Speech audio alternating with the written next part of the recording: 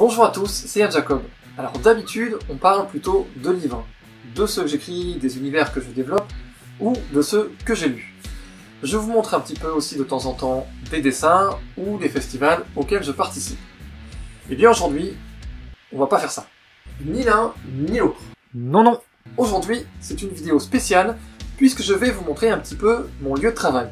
C'est donc une vidéo room tour. Studio tour? Bureau tour? Bref. Si je vous fais cette vidéo, c'est pour deux raisons. La première, c'est qu'on me l'a demandé dans les commentaires, et la seconde, je trouve que c'est une bonne idée. En fait, je pensais vous en faire une un petit peu comme ça au moment de la réception et du montage du matos que je me suis commandé, donc lumière et micro, pour que vous puissiez m'accompagner et me donner un petit peu de force. Même si au final c'est de façon rétroactive. Et devinez quoi? Tadam! Bon, c'est pas tout ça, mais si on s'y mettait. Dernière petite parenthèse avant de commencer, je vous mets par ici la vidéo qui m'a quand même pas mal inspiré pour les commandes de matériel, parce que ça avait l'air quand même honnête, qui donne quand même pas mal d'astuces sur le fonctionnement des lumières, des micros, des astuces aussi si on n'a pas forcément les moyens d'acheter tout ce qu'il montre, et que même si c'est un budget qui n'est pas minimal, c'est au moins ce qu'il faut visiblement pour avoir de la qualité. Il vous montre dans d'autres vidéos sur sa chaîne d'autres lumières si on a un petit peu moins de sous, un petit peu le jugement, les pour et les contre de chaque chose. Donc je vous invite vraiment à aller voir si ça vous intéresse, et même par curiosité. Allez, on s'y met? Alors déjà rien que ça paraît pas forcément, mais c'est énorme. Parce que je ne dépends plus de mon Velux que je devais ouvrir ou fermer en fonction de la luminosité, qui changeait pendant les vidéos, de mon téléphone que je devais avoir quasiment juste là pour avoir un petit retour lumière, ou de la faible lumière de mon plafond. Maintenant, je vais pouvoir avoir une vraie lumière stable qui illumine vraiment. Sinon, j'ai volontairement marqué un petit côté un peu plus sombre que l'autre. Pour ça, normalement, j'ai un autre tour de magie. J'ai l'impression d'être un gamin.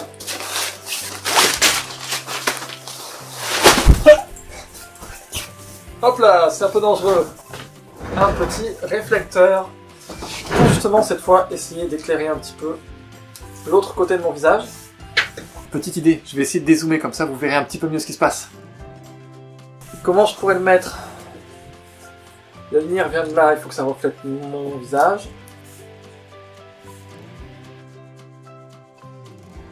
Je crois qu'on n'a pas encore fini le système D. Je brille, hein. Je brille fort, j'ai l'impression. Maintenant qu'on a ça, il y a, de ce que j'ai compris, deux autres étapes pour bien éclairer. Avoir une lumière un petit peu au-dessus, et le fond, on le fera à la fin, même si pour l'instant ça va rester quand même relativement simpliste avec les deux mêmes lumières que d'habitude. Mais ce qu'on peut changer aussi, avant qu'on fasse tout ça, c'est mettre un nouveau micro, parce que franchement je suis pas du tout satisfait de celui que j'utilise maintenant, et j'espère que celui-ci marchera un petit peu mieux. Le seul détail, c'est que je n'ai pas encore reçu la girafe qui me permettra de placer un petit peu le micro vraiment proche, donc comme pour la lumière, ce ne sera pas parfait du premier coup, mais j'espère quand même qu'il y aura une amélioration. On essaye? Voilà, donc je viens d'installer le nouveau micro, j'espère que la qualité sera meilleure que le précédent.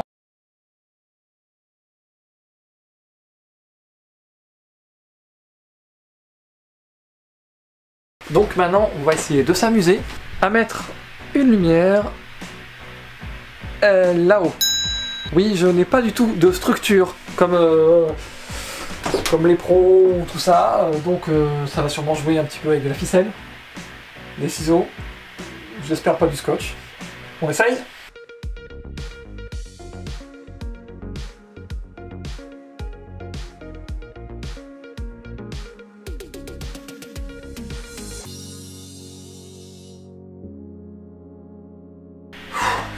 Alors.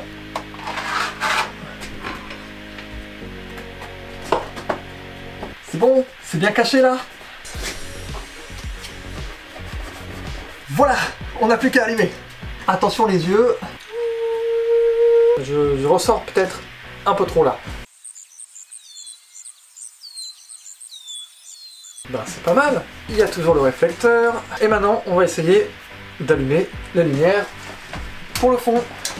Et ben maintenant avec le fond, j'ai l'impression d'être sombre. On va remonter et on va amplifier un petit peu ça. Voilà, comme ça on crée un contraste un peu plus important avec le fond. Et voilà un petit peu, je crois qu'on a fini avec les différentes lumières. Le réflecteur, la lumière en face, celle du haut, le fond.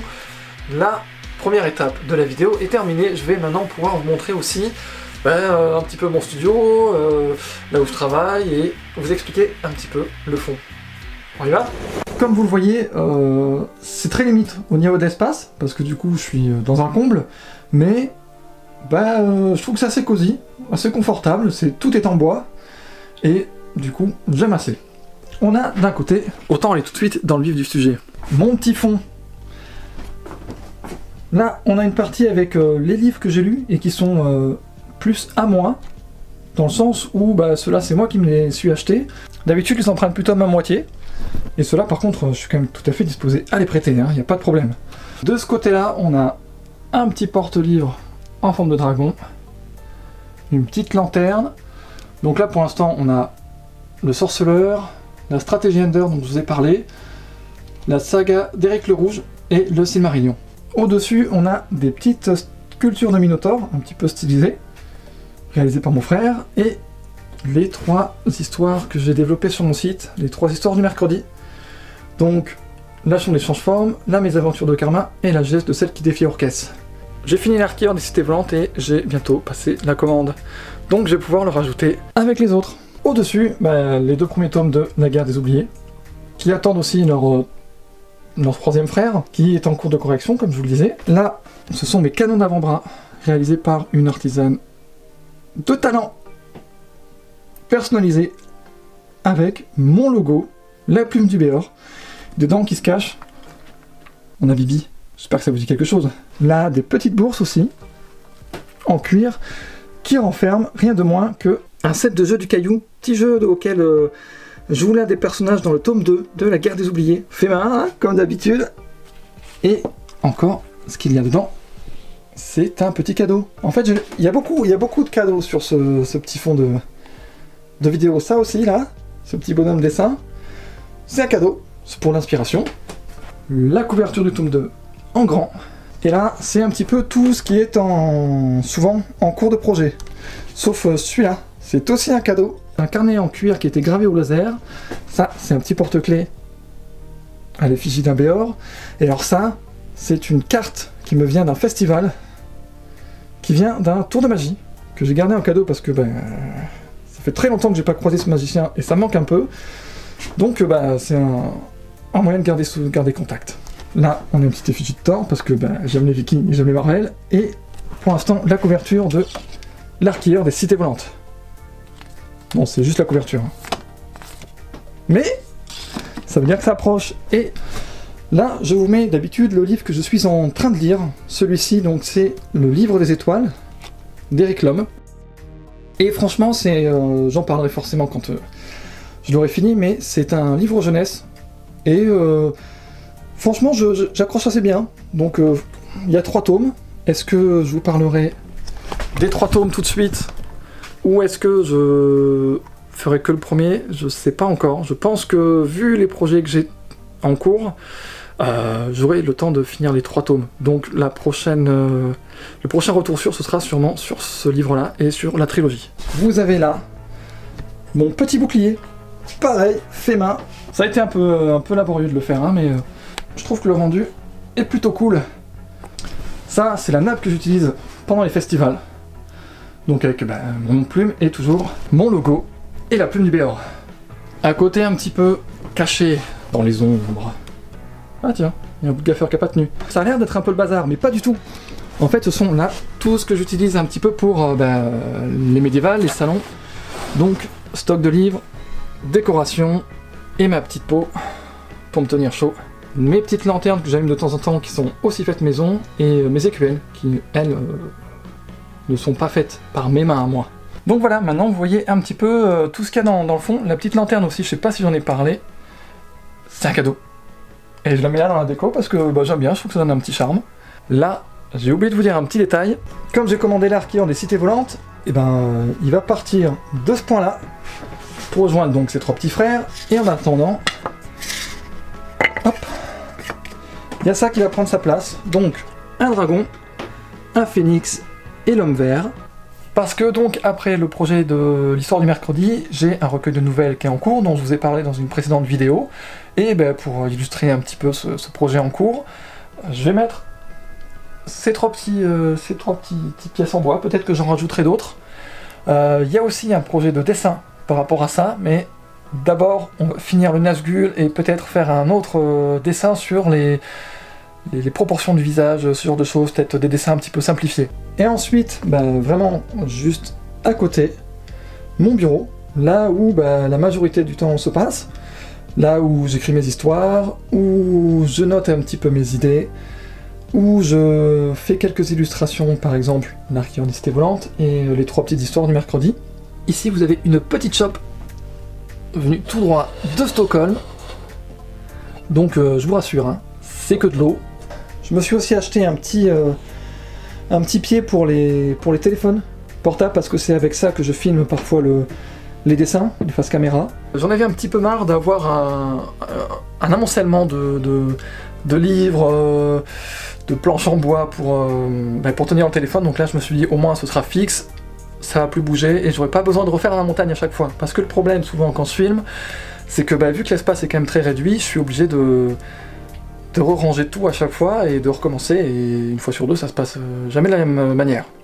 Pas loin j'ai la machine à couture qui attend toujours que j'arrive à la réparer, parce que elle me sert beaucoup pour mes costumes vikings que je me suis fait, et avec ce tissu là, je ne sais pas si vous avez vu passer, je suis en train de faire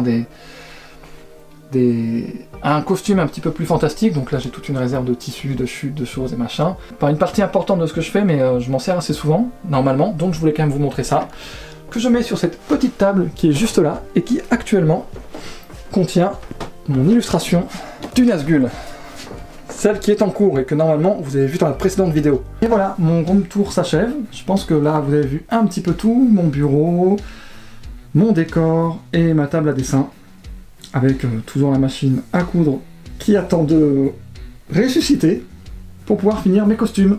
Avant de couper, je voulais remercier l'abonné qui m'a lancé un petit peu sur cette idée, parce que franchement je me suis bien éclaté. Donc j'espère que vous aussi, que maintenant vous verrez un petit peu mieux comment ça se passe de mon côté.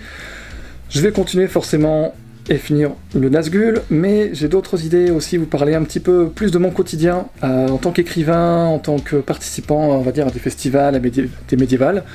J'ai déjà pensé à quelques anecdotes qui, je pense, devraient vous plaire. Mais en attendant, à bientôt pour de nouvelles aventures.